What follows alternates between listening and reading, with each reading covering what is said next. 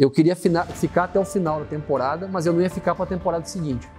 E tava uma pressão lá interna para saber fica, não fica, fica, não fica. E eu queria saber o que ia acontecer para 2020. Se eu tivesse agido de maneira mais racional, o Corinthians não era o time certo a ter ido, pelo fato de que... Deixa eu avisar você que aqui do canal do Alê, que você não errou o endereço do YouTube, né? Também não dá para errar, né, diretor? Só botar lá, canal do Alê, você vai sair aqui, mas temos sim, até que enfim, uma presença ilustre de um grande treinador, super campeão, que veio dar uma moral para nós aqui, Thiago Nunes. Sempre lembrando que nós respeitamos todas as determinações do Drauzio Varela, do Covid, e não se beijamos, né? Não, nem um pouco. Não, nem um pouco beijamos. E respeitamos o álcool, né? Aliás, já tem informações que o Thiago também respeita o gelo Vioral. Isso aí não é cachaça. Água, né? Não é cachaça, não, antes que você já comece a criticar, mas... O copo parece, mas é... Parece, é. Esse copo eu acho que é o melhor do... Não talvez o seu, mas o meu, que não deixa o... Como é que eu falo? O suco da confusão esquentar. Verdade. Eu não gosto daquele copo grandão e já fiquei sabendo que você também gosta do Photoshop líquido. Olha, quando a gente consegue ter uma bela vitória, os 3 pontos a favor, é sempre bem-vindo, né? Porque tem uma coisa que não sei como é que que todo mundo sabe, né? Porque tem muito do YouTube, que é uma situação até que eu não gosto, que o diretor não gosta que eu falo que eu não gosto do YouTube por estar nele. Sim. Porque pode ser, né, causa de desconforto. Não problema. Mas time que não bebe não ganha. Isso eu já falei algumas vezes. E não é pelo álcool. Não tem nada a ver com álcool. Tem a ver com a proximidade. Tem gente que se aproxima rezando, tem gente que se aproxima tomando uma, tem gente, não é? Tem que ter a sinergia, a sintonia. Sintonia. O futebol é tão democrático que ele permite, né? E talvez o futebol seja o maior exemplo de um sistema que absorve todos os tipos de pessoas, né? Porque tem o cara que é de diversas religiões diferentes, diversas, né, linhas espirituais, enfim, o cara que bebe, o cara que não bebe, o cara que gosta de carne, o cara que não gosta, o cara que gosta da fruta, o cara que não gosta. Tem de tudo que é tipo. Tem um cara que gosta de ficar mais quietinho, tem outro que gosta de sair mais. E no final das contas, né, tudo em volta da tal da bola, né, que move as nossas vidas aí, nos deixa, que cria esses laços de proximidade, essas oportunidades. O Thiago Nunes, se eu tivesse alcoolizado, eu ia falar que a gente é colega de profissão. Que eu tenho esse... Não, mas a gente é colega de profissão. Mas eu tenho... minha carreira como treinador, embora tenha sido bem longa, né? 23 anos, eu fico com vergonha de quando eu encontro os treinadores. Eu já tive essa conversa com outros. Mas a gente tipo, você... Como começou? Porque você tem uma trajetória que eu acho que é um pouco diferente, porque você não chegou a jogar. Não joguei. E é engraçado porque é parecido com a tua história com os treinadores, a minha com os atletas. Quando os caras perguntam se eu joguei, eu digo que não, porque se eu tenho que explicar onde é o clube que eu joguei, porque eu não joguei. É isso aí, exatamente isso aí. Mas foi treinador onde? Foi do Universitário. Mas universitário? Foi, mas 23 anos. Onde fica? Onde é? Não dá, né? Mas você jogou nem na base? Não, joguei base, mas só clubes pequenos do interior, lá da minha cidade, de Santa Maria, no interior do Rio Grande do Sul. Joguei nos times da cidade lá. Não foi profissional, porque... Como todo grande jogador, machuquei o joelho muito cedo. Eita, a festa de encerramento da carreira do Thiago Nunes como jogador foi aos 5 anos num buffet infantil. Eu tenho um amigo meu que disse que jogou sub-13 no Botafogo, sub-15 no Flamengo, sub-17 no Fluminense, sub-20 ele chegou no Vasco e aí encerrou a carreira. Não conseguiu ter. Mas é uma carreira brilhante já, pô. Jogou só em time grande. Mas você só jogou ali na base, daí... Não, só na base. Vou pra educação física. Eu tive a inteligência, eu chamo assim, de me dedicar ao estudo. Uma pressão da mãe e do pai também em casa, danado, né? Porque disseram assim, e aí, o futebol não tá andando muito bem, vamos estudar? Eles viram você jogar? Não, foram pessoas brilhantes na minha vida, fundamentais. Filho, não quero te decepcionar. Eu fui criança, fui adolescente, fui adulto, né? Agora tô nessa fase da idade aí dos 41, 40 anos, aí tô aproveitando cada momento, sabe? Isso. Consegui desfrutar bem. E aí isso me traz também uma certa bagagem, digamos assim, de vida e de expectativa, de experiência, que eu posso compartilhar hoje mais com as pessoas. Porque durante boa parte da minha carreira profissional, eu era mais jovem que os caras que eu treinava. Né? Então a minha interação com os caras era de liderança, de referência, primeiro como preparador físico, mas também eu era um cara muito da resenha com os caras. Mas pera um pouquinho que nós estamos na faculdade ainda. Entrou na faculdade. Claro. Aí, na faculdade, já era o treinador do time. Não, na faculdade, primeiro, eu fiquei perdido lá uns 3, 4 semestres, sem saber para onde ir. Adorava, apaixonado por futebol, tentando estar no meio, mas sem saber muito o que ia acontecer. E aí surgiu o time de futsal da faculdade, né? E aí eu tentei jogar no time, não consegui. Aí os caras, para um pouquinho, já que tu não vai jogar, então fica com a gente aqui. Aí aquele negócio, o treinador caiu, quem tava mais perto ali, coisa do interino, sabe? O interino tava ali, pegou e ganhou e foi Precisamos embora. de alguém para xingar, porque na faculdade tem muito isso. Precisamos de alguém para xingar, porque tem que tomar as decisões, né? Até que no final de 2009, cara, eu tava no Luverdense do Mato Grosso, a gente tinha feito uma Série C lá do Brasileiro, tava bem. Tinha convite para voltar em 2010, tinha casado naquele ano. E aí cheguei pra minha esposa e falei o seguinte, ó, tem uma notícia boa e uma ruim pra te dar. A boa é que eu quero evoluir na carreira, quero ser treinador. E a ruim é que eu já inicio desempregado. Quando eu comecei a me aventurar como treinador, eu peguei uma coisa que, e até eu já dei esse conselho, acho que ninguém seguiu, né, diretor? Mas eu gosto muito porque me ajudou demais, assim. Eu acho que eu peguei mais treinador na minha carreira também bem fraca, assim como atleta profissional de futsal. Peguei mais treinador ruim do que bom. Mas o que eu fazia? O mais normal é o cara pegar os exemplos positivos e repetir, né, e tentar aperfeiçoar. Eu pegava tudo que era ruim, principalmente do trabalho de quadra, que eu falava assim, que eu via que era desinteressante para mim e para meus colegas. Falei assim, pô, o cara tá treinando chute a gol, às vezes tinha uma fila de, sei lá, de 15 jogadores, não tinha marcação, o pivô era o treinador, que nem estava escrito, inclusive, e você ficava chutando, na maioria das vezes, para acertar a cara do goleiro, para deixar o goleiro bravo. Ficava mais tempo de resenha na fila. Muita resenha, tudo colocava o assunto em dia, absolutamente desconcentrado, e daí você não treinava nada, não era situação de jogo, não era nada. Então, como podia transformar isso? E era esse o exercício que eu fazia enquanto atleta e treinador, simultaneamente. Eu peguei muito exemplo ruim e transformei porque eu achava que era interessante, né? Você pegou também treinador que falou assim, puta, você como preparador físico, né? Falou, pô, o cara tá... É por isso que eu virei treinador, né? Porque os caras começaram a dar muita brecha. Mas a convivência no vestiário, no primeiro momento, eu me dediquei muito a entender como é que era o comportamento do atleta. Né? Pelo fato de não ter jogado, mas estar sempre no vestiário, no meio, e o preparador físico tem aquela intimidade maior com o jogador. Né? O jogador, quando quer reclamar do treinador, ele chega no preparador, ainda mais em clubes menores, então a comissão é enxuta, é pequena, e o cara abre o coração para você. Então eu comecei a conhecer muito dos caras, assim, sabe? Isso me ajudou bastante, foram 10 anos de convivência dentro do vestiário, e eu ajudei muito na gestão de grupos com os treinadores, sabe? Mas aí, enfim, daí você teve a primeira chance como treinador. Foi quem foi o louco? Cara, foi assim, ó. Em 2009 eu tava num time do Luverdense e aí o treinador era o Tarcísio Pugliese, amigo meu. E eu falei pra ele, Tarcísio, é o seguinte, terminou o ano, eu não quero continuar como preparador físico. Se você quiser que eu retorne como auxiliar técnico, eu tô à disposição para iniciar, né, essa carreira e tal. Ele falou, Thiago, você já tem um auxiliar técnico, você conhece o Fabrício, pá. Mas se surgir uma situação, eu te ajudo, aí te indico. Beleza, fui para casa, desempregado. Aí tava em casa esperando, né, tentando esperar alguma coisa, e aí ele me ligou dizendo, ó, pintou uma situação pro Rio Branco do Acre. Vai, eu falei, vou, pô, vou qualquer lugar. Aí o Rio Branco do Acre era um time que disputava a Série C na época, e ele falou assim, cara, os caras querem que eu vá pra lá, né, o Tarcísio falando. Mas eu falei que eu vou mandar meu auxiliar na frente, você resolve lá, treina no estadual, se as coisas andarem bem, você fica pro brasileiro, senão, pô, eu vou depois, a gente faz um bem bolado. E aí, cara, eu fui pra lá, foi muito legal porque a gente foi campeão estadual, pô, ganhou, no primeiro trabalho profissional como treinador já ganhei um título estadual.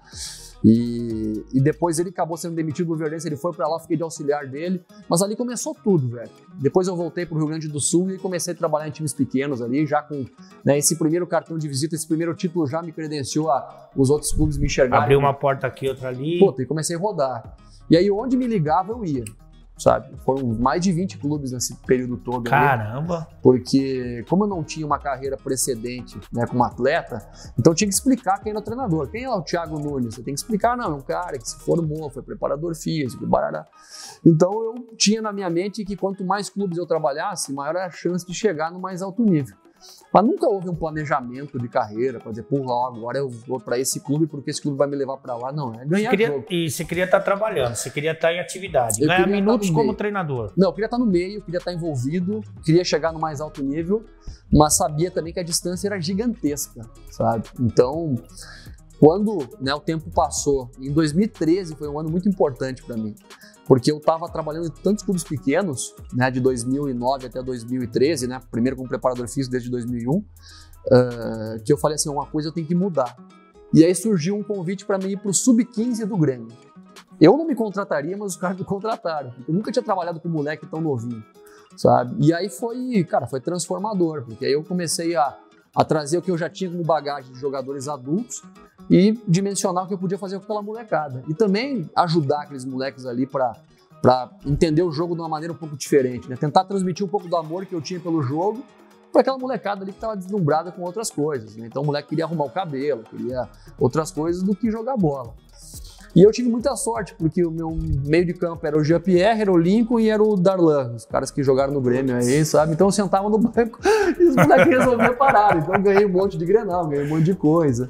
Aí dali fui pro Juventude também pra base, a gente ganhou lá, foi bem, sabe? E depois que voltei ao profissional, o profissional tava no Veranópolis 2017, a gente fez um gauchão legal, chegou em quinto, pro Veranópolis era uma baita campanha. E aí me ligou o Sub-20 do Atlético Paranaense, com um projeto a longo prazo, e barará, aquela coisa toda. E um ano de Atlético eu estava dirigindo a equipe principal. Então foi um puta tempo, mas que depois que chegou no clube grande, as coisas foram muito rápidas. De obstáculo, esses obstáculos que você deve ter passado. Primeiro, de ser muito jovem e segundo, de não ter sido jogador. Isso aí foi difícil para você? Eu nunca coloquei como barreira a questão da idade. Né, até porque eu sempre usei da prerrogativa do cargo, muitas vezes, para, né, não para ser o chefe, mas para ser um bom líder. Eu acho que essa barreira é muito mais pública, muito mais da opinião pública, da imprensa, muitas vezes, que coloca isso. Mas e os diretores? Porque às vezes o diretor mais cabeça... O dirigente adora o cara que jogou, né? E isso é uma coisa que até falei com você antes do programa, que eu falei, pô, não tem muito o que contar a história, Lê, porque eu não sou um cara da resenha, então eu não fui um atleta de altíssimo nível, que tem 1000 histórias de vestiário, de bastidor, né, pra contar. Mas o cara acaba, né, com o dirigente no início, sim, porque o cara fica pensando, pô, mas professor, né, aquela coisa isso. Toda. Mas depois que mostra resultado, que o dia a dia vai bem, os caras acabam se convencendo que dá para apostar. Né? Você falou uma coisa de resenha, e aí eu fui buscar o quê? Os traíras, que é sempre uma coisa deliciosa, semi-traíras, eu diria, né? E aí eles sempre vão dando uma entregada aqui, outra ali. Por exemplo, teve uma pessoa que pediu para você falar do time de guerra e do pênalti, que esse cara bateu no Maracanã. o Bruno Guimarães, que você sonhou com o pênalti dele. Cara, foi muito louco, velho. Primeiro que o Bruno não ia bater pênalti comigo nunca. Porque o Bruno bate muito feio na bola. Aí você só olha assim, agora ele tá jogando na Champions e coisa, parece que tudo é lindo, né? Mas ele bate tornozelo na bola. Eu brincava com ele nos treinos, ele ia ficar doido comigo. Eu brincava com ele nos treinos e falei, pé de pano, se os caras enxergarem que você bate de tornozelo na bola, eles não te compram. Aquelas inversão linda lá que você mandava ele fazer, que a bola chegava nele, ele nem olhava, o Renan já estava lá do outro lado. Você percebe que ele bate toda a força que ele tem no corpo naquela bola. Ou é jeito, ou é muita força. E aí você sonhou com o pênalti dele? O pênalti do Bruno é um pênalti com paradinha, mas ele faz umas 20 paradinhas de chegar na bola. Eu falei, não tem como bater um pênalti assim, né? Só que o moleque tem muita personalidade. E ele dizia, deixa eu bater. Eu falei, não vai bater nunca. Cara, e aí na noite anterior, aquele negócio, acho que eu fiquei com aquilo na cabeça, de que não vai bater. E eu sonhei com o moleque batendo o pênalti. E aí o jogo se desenhou para os pênaltis, eu falei, caraca, eu não acredito nisso. Eu com a lista pronta de batedor, eu falei, vou botar esse moleque a bater o último. Né? E foi lá, o moleque botou e guardou, cara. Então foi... Você escolhe os batedores e a ordem, ou só a ordem? Os batedores e a ordem. Mas aí o que acontece? Eu eu normalmente faço um estudo anterior com os treinadores de goleiro, que os caras têm, né, e com os goleiros para os caras entenderem a característica do batedor. E a gente faz um estudo também de todos os pênaltis que os caras adversários bateram. E em que situação? Se era pênalti de competição de mata-mata, se era pênalti valendo uma caixa de cerveja, se era, né, para entender o contexto e o cara bateu o pênalti e aonde ele bateu. Então, normalmente, todo jogador tem um pênalti de segurança, sabe? E aí a gente também pedia para que os treinadores de goleiros trouxessem um estudo do goleiro adversário. Como é que ele se comportava em um momento de decisão. E a gente passava para os caras o máximo de informação possível e eu tentava casar a característica dos batedores com o goleiro que a gente ia enfrentar. Quando o Bruno viu que o nome dele estava lá na lista para bater... Parecia pinto no lixo, velho. Aquele moleque é muito engraçado, porque ele tem a personalidade bárbara. Pra mim, o grande diferencial dele é a capacidade de jogar em qualquer ambiente. Se botar ele pra jogar a final da Champions, ele vai jogar. Cara, ele estreou contra o time do Cristiano Ronaldo e foi o melhor do jogo. Tá nem aí, o moleque tá nem aí. E é engraçado, tem uma boa dele, que é, a primeira vez que eu ganhei um dinheirinho foi em 2018, né? A gente ganhou a Sul-Americana, então, puta, entrou um dinheirinho legal, aquela coisa toda.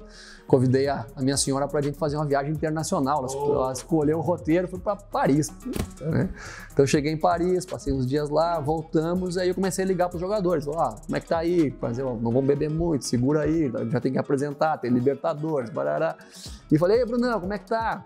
Eu tinha visto umas fotos dele, cabelo amarelo, aquela confusão toda. Não, tô bem, professor, tô bem. Tô vendo aqui suas fotos, hein, professor? Paris, hein? Eu vou, legal, né? Inglaterra. Falei, como é que é? Não, tô de zoeira, professor. Inglaterra nada, é Itália.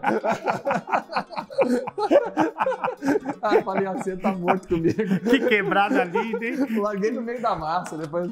Puta, ficou doido comigo. O Lodge pediu pra você falar do jogo dele contra o Botafogo. Acho que era o Sub-20. Sub-23. No Sub-23, é. Aí, Renan, cara. No Sou de Ferro. É que o cara convive com esses moleques antes de eles ficarem conhecidos, né? Então eles quebram pra caramba. Quando eles são conhecidos, eles já quebram, imagina antes, né? Então eu peguei o Renan no Sub-20 do Atlético e depois a gente jogou um brasileiro Sub-23 junto. E aí a gente tá jogando o jogo contra o Botafogo até do Barroca, no Rio, e a gente tá ganhando 1-0. E o Renan tinha uma mania, sabe do quê? Nós tava ganhando 1-0 o jogo lá pelos 35 de segundo, ele queria sair. Senti. Queria sair com o time ganhando sempre. Aí fez isso uma vez. Mas não aconteceu. Quando o Palmeiras, a gente ganhou junto com o Palmeiras. Mas ele falava que tava sentindo algum desconforto? Uma dorzinha, um negócio. Né? E ele, é um moleque de destaque. Imagina no 23 ele voava, né? Sobrava. E aí foi um jogo assim. Aí no outro jogo de novo. Nós tava ganhando o jogo, quando o Grêmio, ele pediu a sair de novo. Falei, caraca, velho, não acredito. Falei pra ele, Renan, que é isso, velho? Você não pode sair. Você vai estar jogando daqui a pouco na equipe principal aí. Não pode pedir pra, sei lá, vai trocar lateral esquerdo toda hora, tá louco? O jogo do Botafogo no Rio. Aí daqui a pouco a gente tava ganhando o jogo do 1-0 também. E ele caiu, trombou com o cara e caiu no chão e fazia assim, na minha frente. Eu falei, tu não vai sair daí nem pelo caralho. Morre aí, filha da puta. E ele dizia, não aguento. Eu falei, tu não vai sair. E aí ele saiu, foi atendido e voltou. E aí ficou mancando no campo, uns 10 minutos. E aí os companheiros dele gritavam, só tem que tirar ele. Vai morrer aí. Não vai sair. Mas você vê como isso é importante, que o cara lembra, né, cara? E aí o que acontece? Aí ele falou assim, professor, não aguento mais. Morre aí, filha da mãe. Aí ele dizia, eu não sou de ferro. Puta. Aí ele desmaiou. Chegou uma hora que ele desmaiou e ficou assim no campo. E tem ainda um outro traíra, esse aí também, que tá seguindo a carreira aí fora do Furacão, que ele falou o seguinte, que podia fazer chuva ou sol. Ele até mandou a foto da camisa, que você sempre ia com a mesma camisa nos jogos do Furacão. Esse é o meu zagueiro, Léo Pereira, que jogou muito com você, muito. Eu até, quando o Flamengo foi campeão de tudo, eu na minha cabeça coloquei um objetivo que era tirar a gente do Flamengo da seleção do campeonato. Porque se eu colocasse todo mundo, não era injusto. Isso seria justo, né? Com certeza. E aí eu coloquei o Léo, inclusive na seleção. Você vê, eu coloquei o Léo e o Gustavo Henrique. Mas você secou os caras. acabou não tendo uma primeira temporada tão forte assim. Mas ele falou da camisa. Então você tem os estudos, tem tudo, mas tem superstição também. Lógico que tem, velho. Na verdade, a camisa foi acontecendo, não foi nada planejado. Porque eu sempre usei camisa. Sempre usei camisa, calça social ou calça jeans na beira do campo, desde quando eu estava nos times menores. A primeira vez que eu fui usar abrigo foi agora no Corinthians. Até me arrependi, depois eu fui me olhando na TV. Não gostou? Não, fica horrível. Parece que tem hora de pijama. Enfim, aí a camisa, o que acontece? E eu queria usar camisa, aí os caras lá do Atlético, chato pra caramba, pois é, mas tem que ser algo do clube, não sei o quê, barará. Eu falei, caraca, tem camisa do clube? Tem, aí eu usei uma preta, um jogo, 2 jogos, aí deu uma zica lá, o time não foi bem, falei, não, a preta não vai mais. Aí achei a tal da Bordeaux. E a Bordeaux começou a engrenar, velho. Aquela Bordeaux. Puta time bom. É a camisa que ganhou. Os caras ficam loucos se eu falar que foi a camisa. Né? Mas aí o time começou aquela sequência, saiu de 19º do brasileiro, foi lá pra cima, ganhou a Sul-Americana. E o detalhe é que a torcida começou a se identificar com aquilo. Sempre tem aqueles doidinhos que ficam olhando e prestando atenção no que não existe, né? E aí nós estamos jogando um jogo com o Vasco, velho. Aí sacramentou. Estamos jogando um jogo com o Vasco em casa. E o jogo tá 0x0, 0x0. E eu tô com a camisa, mas tô com um casacão preto por cima, que tá frio em Curitiba. Tá frio em Curitiba, eu tô de casacão.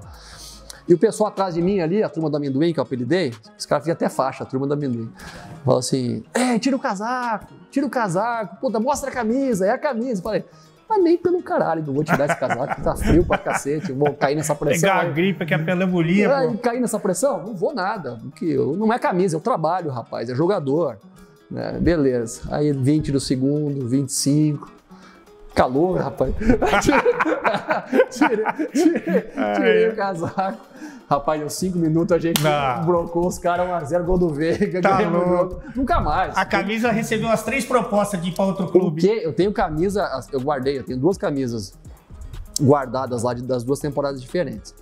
Cara, já me ofereceram comprar a camisa, todo mundo quer, tá lá, vai pro quadro lá, não vai ficar guardado. E eu até nesse ano que você tava lá e que foi o teu momento mais recente no Furacão, eu falei uma coisa que acho que os caras não entenderam muito ou não quiseram entender, que como eu tava comentando os jogos ali de trás do gol, né, a gente se encontrou algumas vezes, e o Atlético Paranaense era um time que tava ali no nosso pacote, né, eu sentia, pelo meu conhecimento de campo e bola ali, que o Atlético Paranaense era o time mais bem treinado, era o grupo mais bem treinado do que eu vi ali no futebol brasileiro.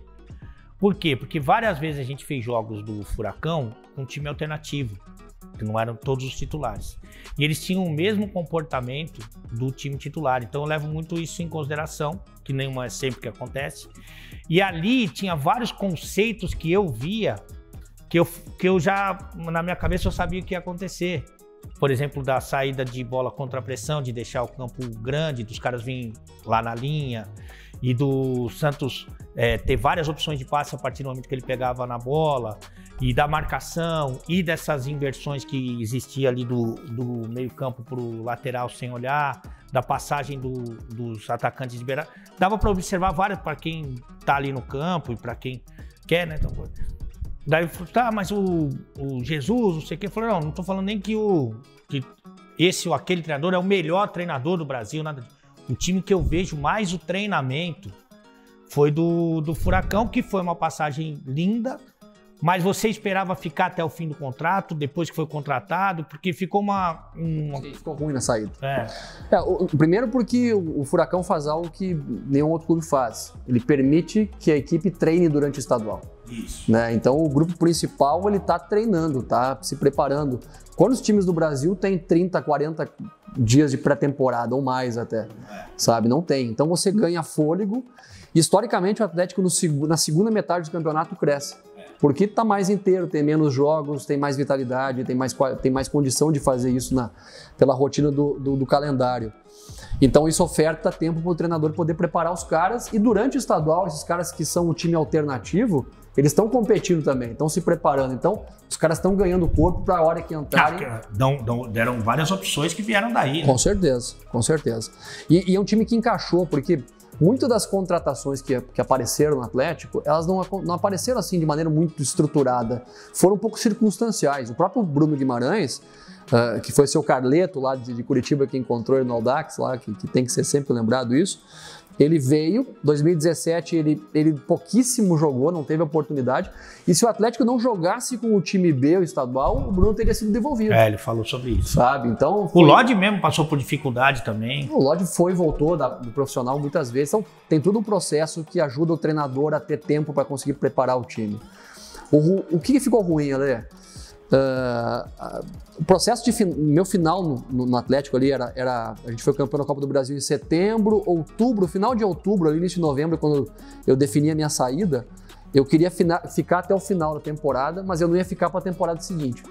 E tava uma pressão lá interna para saber fica, não fica, e eu queria saber o que ia acontecer para 2020, porque aconteceu, na verdade, o que se previa, que era o meu medo. O time se desmontou. Né? Foram embora 16 jogadores. Não, a gente até uma vez, não sei se você vai lembrar, a gente se encontrou durante o campeonato no estacionamento. Aí eu falei, era o primeiro jogo que eu tinha visto lá no campo do Furacão. Aí eu falei, caralho, professor, tem uns 3 aí que... Você falou, mas não fica muito tempo. Isso aí, não aguenta. Você falou naquele dia lá, você já tinha falado. Então a minha preocupação em termos de planejamento... É que saiu muito mais que 3 ainda depois. Então, total entre titulares e reserva foram 16, sabe? E aí, talvez, até por se acreditar muito no processo interno lá, o pessoal esqueceu que o processo só funciona se você tiver jogador bom.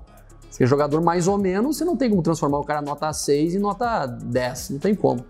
Né? Então, leva um tempo para se encontrar uma nova geração e talvez demore muitos anos para se encontrar jogadores com a capacidade que tinha aquele time ali. Mas sabe? A direção falou que não ia segurar ou não deu uma resposta? Não deu uma resposta, mas a tendência era que não segurasse, sabe? E aí eu tinha algumas propostas na mão. Entre elas a proposta do Corinthians, que foi uma proposta muito boa e que me seduziu muito mais emocionalmente do que de maneira racional. Se eu tivesse agido de maneira mais racional, o Corinthians não era o time certo a ter ido, pelo fato de que era uma transformação muito grande que se exigia. E aí a expectativa, né, Ale? Porque assim, naquele momento eu era o treinador que estava em evidência no mercado e se gerou uma expectativa de que onde você encosta vira ouro. E não é assim, cara. Leva tempo, você tem que se adaptar a um novo ambiente, novos jogadores. Os jogadores têm que se adaptar. É um monte de situações que tem que convergir e leva tempo para isso acontecer. Tempo que em qualquer clube não existe, no Corinthians muito menos, né? Então, a gente sabe que as coisas no futebol elas são tratadas de maneira muito rápida porque socialmente é assim hoje. Hoje todo mundo quer as coisas para ontem, né? E a gente tem que entender que é assim. Então, a minha saída não foi legal no Atlético, eu queria ter terminado a temporada, né? Quando eu falei que não ia ficar para a temporada seguinte, então o presidente falou, então se você não vai ficar até para a próxima temporada, então pode ir embora agora. Falou, entendeu? Você falou, presidente? Falei, não, eu queria participar inclusive do processo de transição. De saída. Vai chegar um novo treinador, eu tô aqui para ajudar. Porque imagino a relação afetiva que você tem com o Furacão. Cara, né? Foi por isso até que eu nem fui pro Corinthians quando eu saí do Atlético. Porque eram 3 anos ali no clube. 2 anos praticamente na equipe principal e mais 1 ano na categoria de base. E com vínculo com a torcida, cara, que eu acho que poucos treinadores tiveram. Isso aí várias vezes eu vi. Sabe, um negócio absurdo, assim, uma ligação emocional muito bacana. Eu tenho um amor por esse clube, por aquela torcida que é diferente, porque a gente construiu um negócio que é único, pelas vitórias também, lógico. Então, a saída dali não me permitia ir para outro vestiário. Sair dali para outro vestiário, chegar na frente dos caras e dizer aí, rapaziada, vamos lá. Não ia dar certo, cara.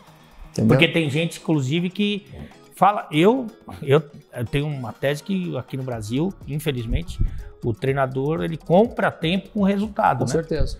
E tem gente que acha que talvez o trabalho não tenha sido como esperado no Corinthians, porque você não assumiu no campeonato interior. Eu já acho que se você pegasse ali, capaz de você não chegar no que era o propósito.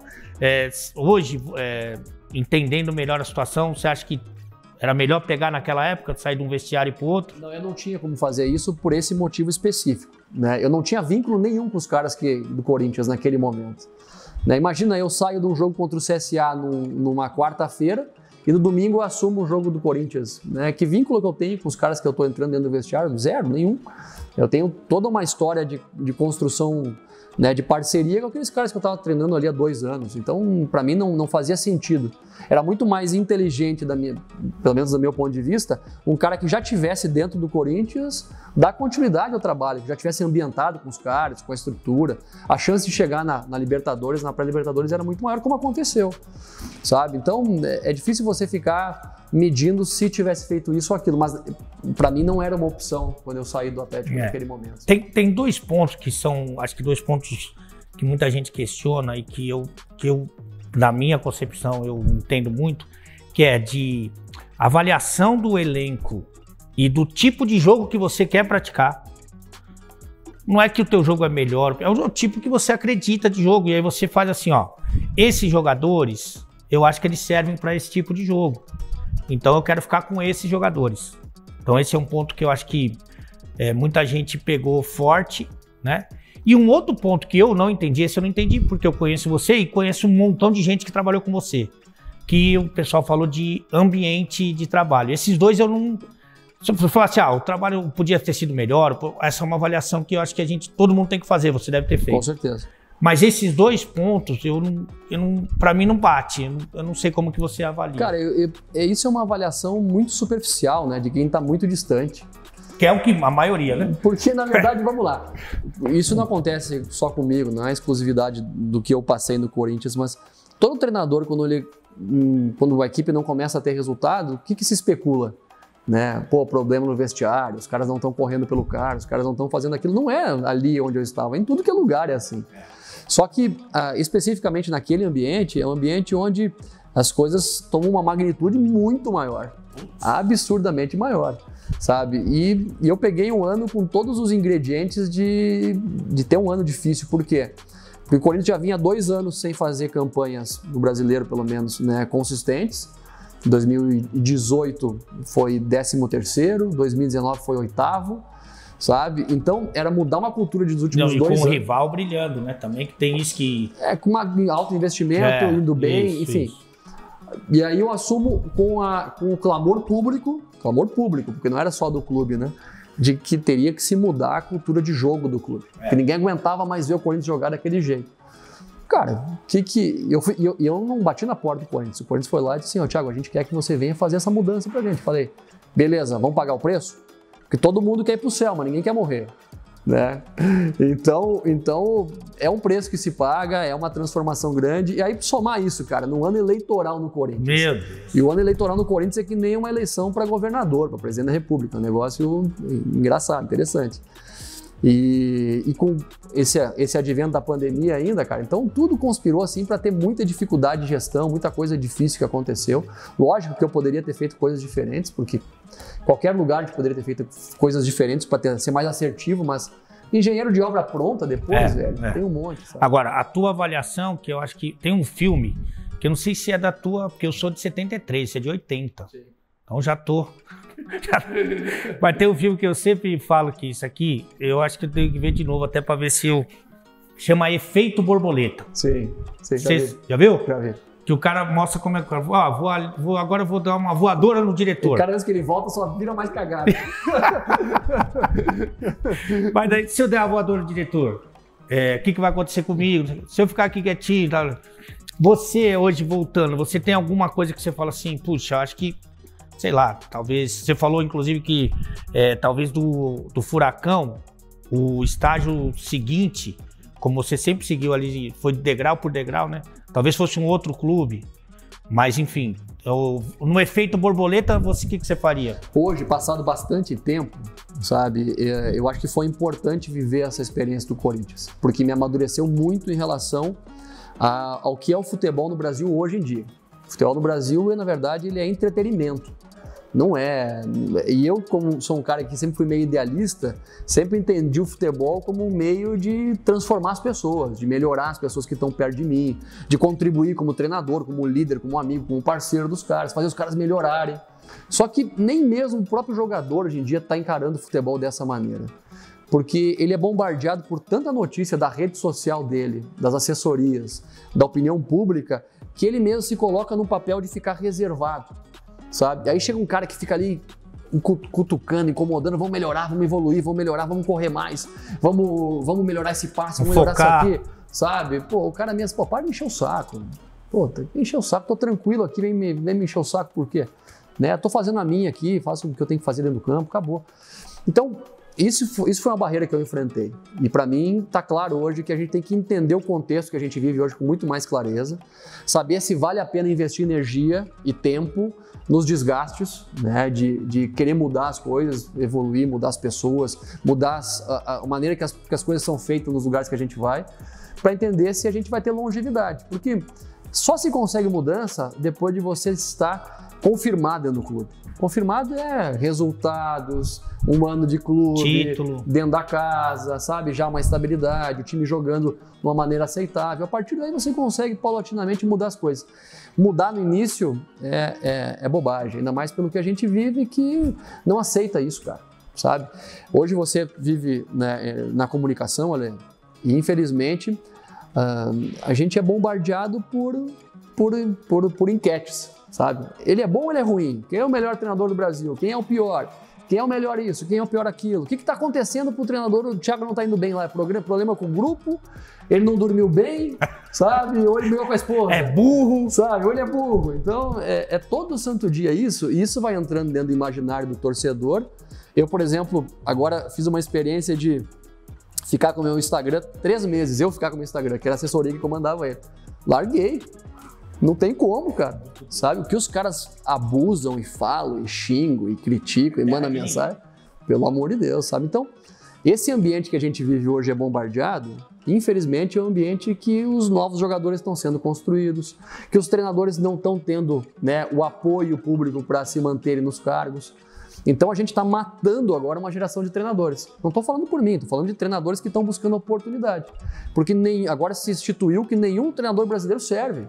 Que é todo mundo ruim, sabe? Que todo mundo é burro, todo mundo é incapaz, todo mundo, né, não tem a qualificação necessária e quem é bom é quem vem de fora, sabe? O futebol não pede passaporte. Pode vir treinador bom em qualquer lugar. Claro. Tem cara ruim também em qualquer lugar. Isso. Sabe? O que a gente tem que ter cuidado é para que a gente não seja, né, usar uma palavra bonita, autofágico, ou seja, que acabe consumindo e acabando e matando os próprios profissionais que aqui estão, cara.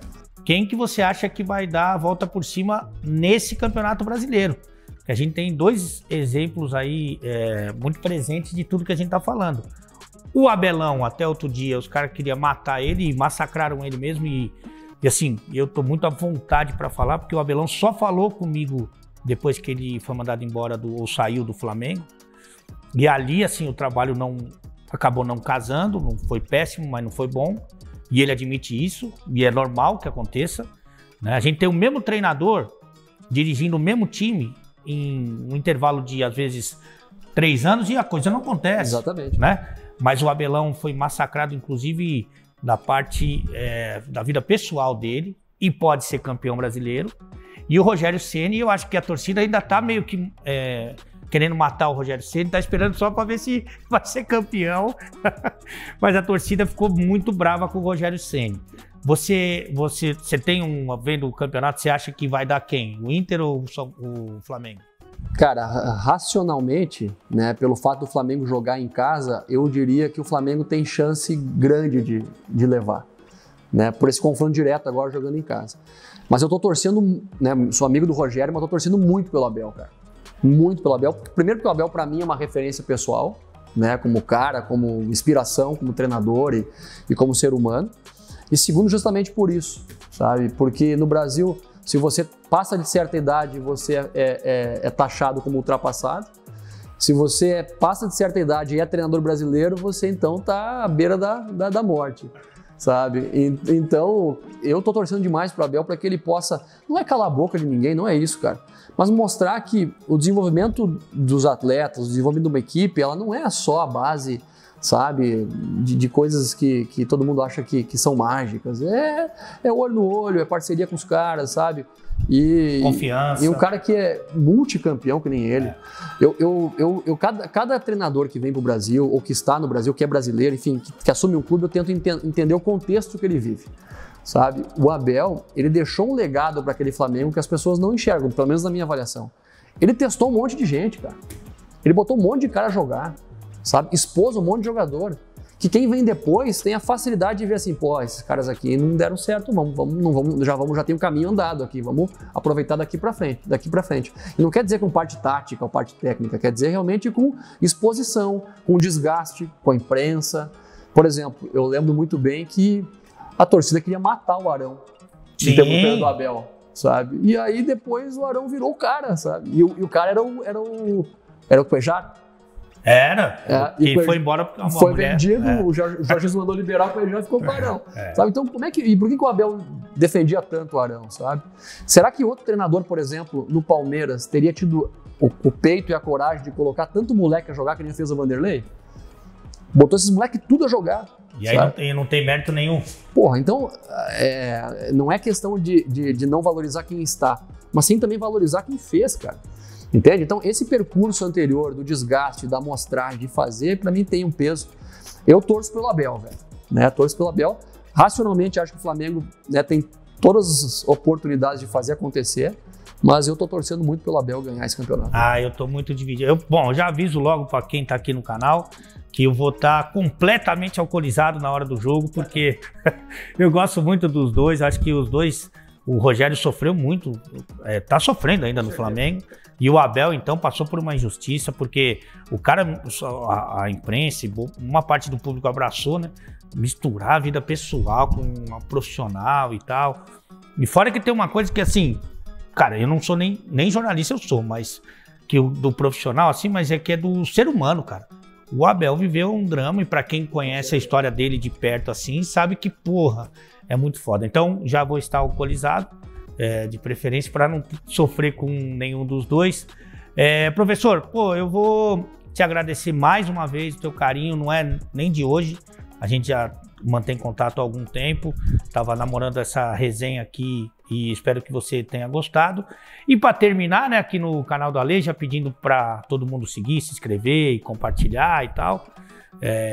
Pode ser que a gente vá pro UOL pela primeira vez por uma coisa que não seja que não seja escândalo, pelo professor. Que você já adiantasse, então, qual é o próximo clube do Thiago. Mas não dá para saber ainda, isso aí não dá para saber. Eu acho que é bem difícil a curto prazo acontecer alguma coisa aí. Eu, graças a Deus, recebi alguns convites nesse período aí, cara. Sabe, de clubes aí legais, clubes tradicionais. Mas ao mesmo tempo também você voltar, né? Que nem no momento que eu recebi os convites, em meio a quarto domingo, você vai lá contar resenha pros caras, sabe? Então, eu não me sinto capaz para isso. Eu penso que eu sou melhor trabalhando no dia a dia do que na resenha com os caras, né? Apesar que a resenha contigo aqui foi muito bacana. Que legal. Foi muito legal. E todo mundo falou muito bem, esse assunto a gente até passou, todo mundo falou muito bem do como você trata com o grupo, como os jogadores gostam de você, e isso é uma realidade dentro do seu trabalho.